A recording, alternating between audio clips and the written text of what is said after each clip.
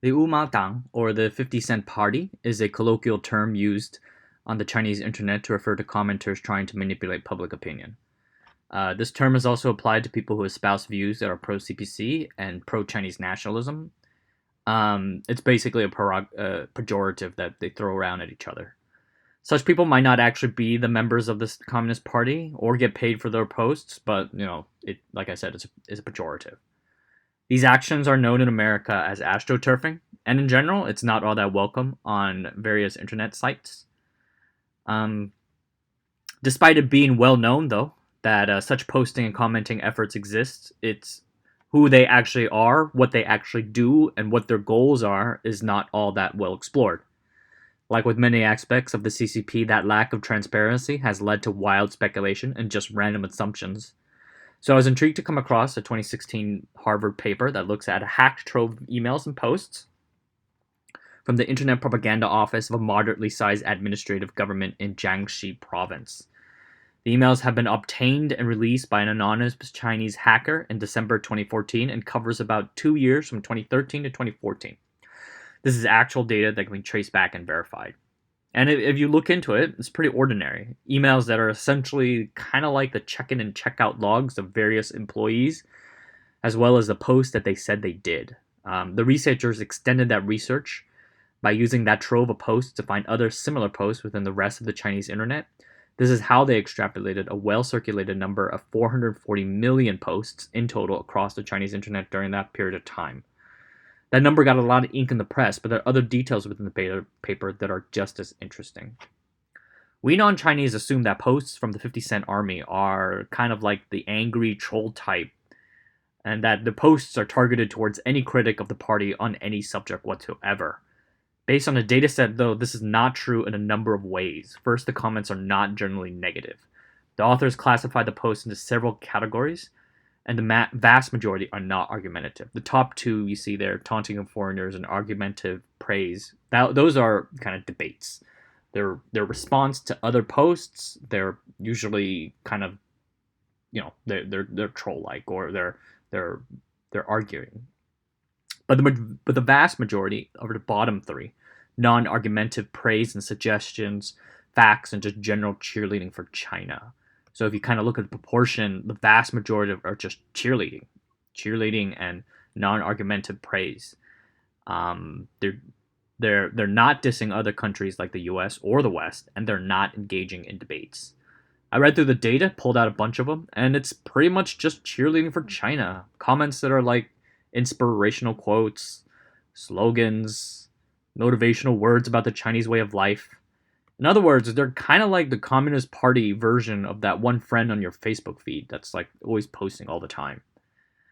Secondly, the 50 Cent Army comes in at a very targeted time within the year. Majority of the year, the army is not posting at all. Only during specific times that they go and post for all their little heart's worth, usually during national holidays like the Qingming Festival. It's likely they're doing this because even though the CCP is huge, China is bigger. There might be 400, 500 million posts being made from the 50 Cent Army, but there are billions or so posts within the whole Chinese internet. So unless they do a surge all at once, the message are unlikely to be noticed by the people. So I'm going to keep talking, but like you can read through these examples of posts from that were leaked. And thirdly, another interesting thing, it does not seem like the posts are made by a dedicated army, meaning that the people who write the posts were not specifically hired to do this job. And this is something that I think even Chinese within the internet, with Chinese people posting on the Chinese internet, are not aware of.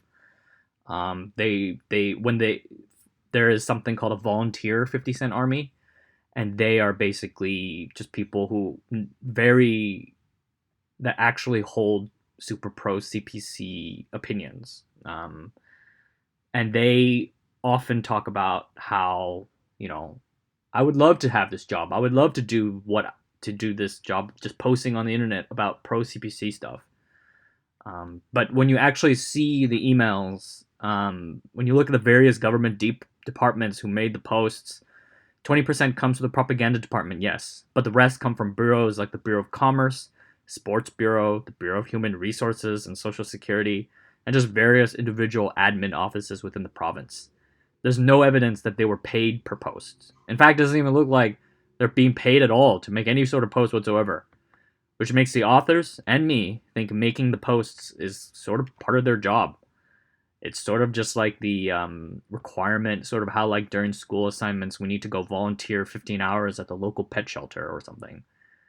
And some of these are pretty. You don't even imagine that this is the sort of stuff that the 50 Cent Army would be posting. But if you think about it, if if it's the case that these are people that are just doing like they have a real job and they have to do this as part of their work, it's just something they need to do. Like at the end of the day, do 15 posts.